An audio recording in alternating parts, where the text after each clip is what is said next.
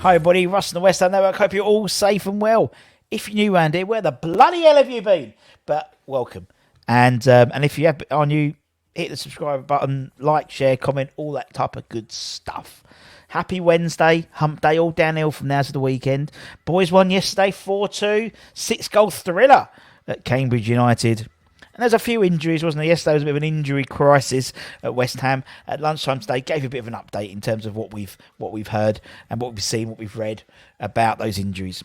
So check out that. But Hammers Headlines in association with the KUMB.com boys. Check them out. Fantastic forums, fantastic news, and all good stuff. 3 stories as per usual. Let's start with Celtic. Now, a raid on Celtic, question mark.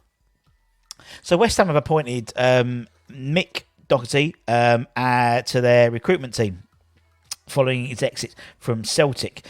He was linked with a move for the Hammers a while ago after leaving Glasgow Rangers, but there was confusion over whether a deal had been agreed. In fact, if you go to his LinkedIn profile, he's been in the job for 2 months already.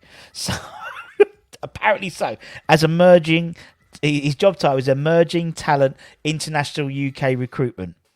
That's it. But he's been brought in to try and find these emerging talents across the world, rising stars. He's an experienced scout and talent spotter. He's held jobs. He was first team scout at Celtic, first team head of recruitment at Sunderland, international scout at Chelsea, and a long time at Everton as well, where he was renowned. He's sort of one of his chef's kisses was uncovering Seamus Coleman from Sligo Rovers in the League of Ireland for around 60k to the then boss David Moyes, and Coleman has gone on to be one of the most established fullbacks in the Premier League since signing back in 2009. He's also credited by himself on his LinkedIn profile as unearthing talents like Wayne Rooney, Francis Jeffers, Victor Nietzsche, and Jack Rodwell. So yeah, not a bad CV. And you know, the likes of Doherty coming in, with the likes of obviously Rob Newman being involved, you know, heading up the recruitment team. He's brought on Grant Holt, some good football people to trying to unearth these talents to sort of bring into the youth system and eventually move into the senior squad eventually. We've been recently linked with one of his former former Celtic players in the Croatian international, Josip Juranovic, the 26, 27, maybe even 28 year old right back we've been linked with. So maybe Mick's already working his magic. Who knows? But it's good to see. It's good to see there's a succession plan. I mean, you look when Moisey first came in, they weren't there. He had nothing. By all accounts, they left the cupboards bare. And now it's taken a while, but we're getting this infrastructure in place, and and it just seems to be, with the likes of Lazaro, the 20-year-old Brazilian centre back, looking like he's signed in some disguise of form, whether it's happening in the beginning of January, end of January, whatever.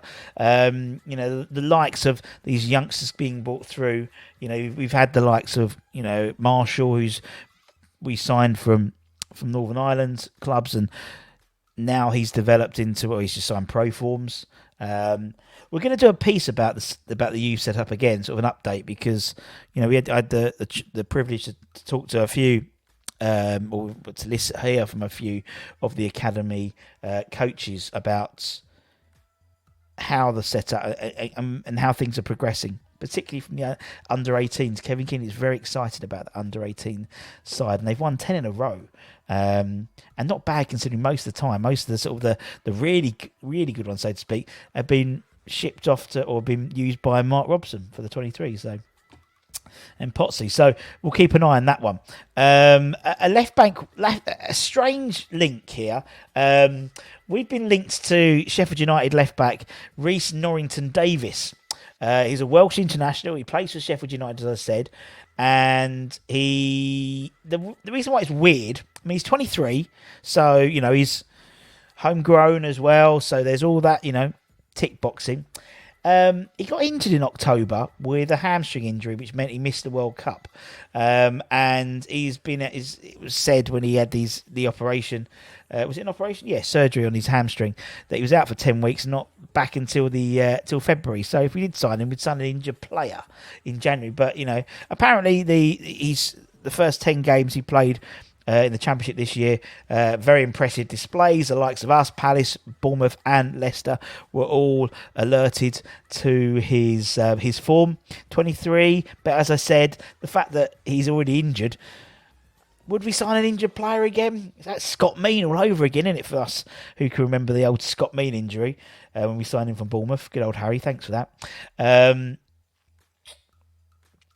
And unless you get an absolute bargain, and all the doctors say that he's going to be all right and 100% by February, but one for the future.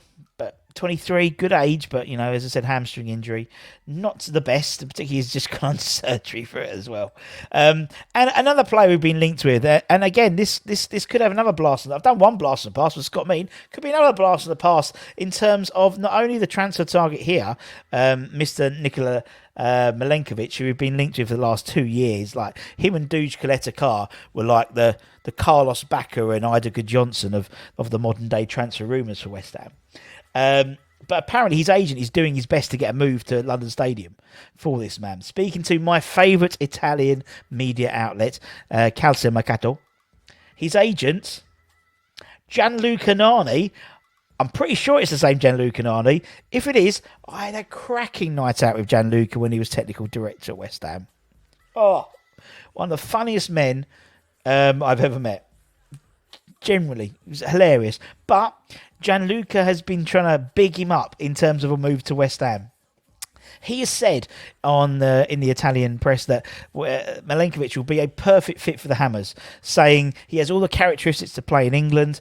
He's perfect physical characteristics for West Ham. I can see him as an excellent signing for West Ham, for the Hammers, so they can look for him. I don't know if it will happen in January. But, so basically, yeah, he's perfect for West Ham. Yeah, of course. His agent is bigging up a move to West Ham for Milenkovic. It makes perfect sense. He's 25. He's 6'5". He's a very physical defender.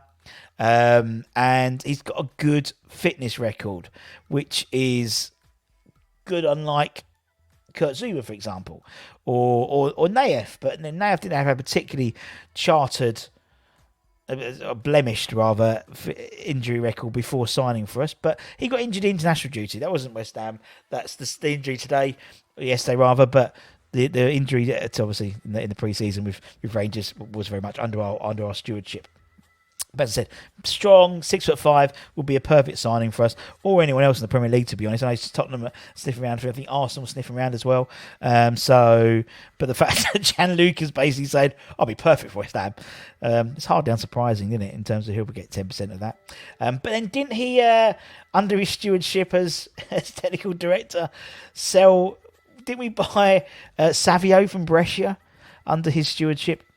And then wasn't he also was he the godson of Nani, I believe, or something? There was a weird connection there. We did a whole episode about that in Hammers in Hot Water. Check it out on the West Ham Network YouTube channel. It's very, very, very funny, as well as the likes of Darnie and things like that. All the, Javier Margas, Boogers, all those types of funny stories.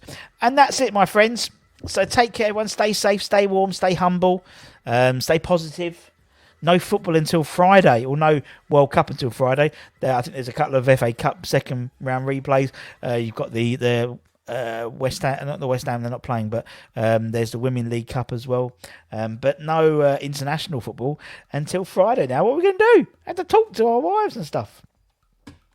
Never going to happen. Anyway, take care, stay safe, and I'll see you tomorrow. Ciao, ciao for now, my friends. Bye.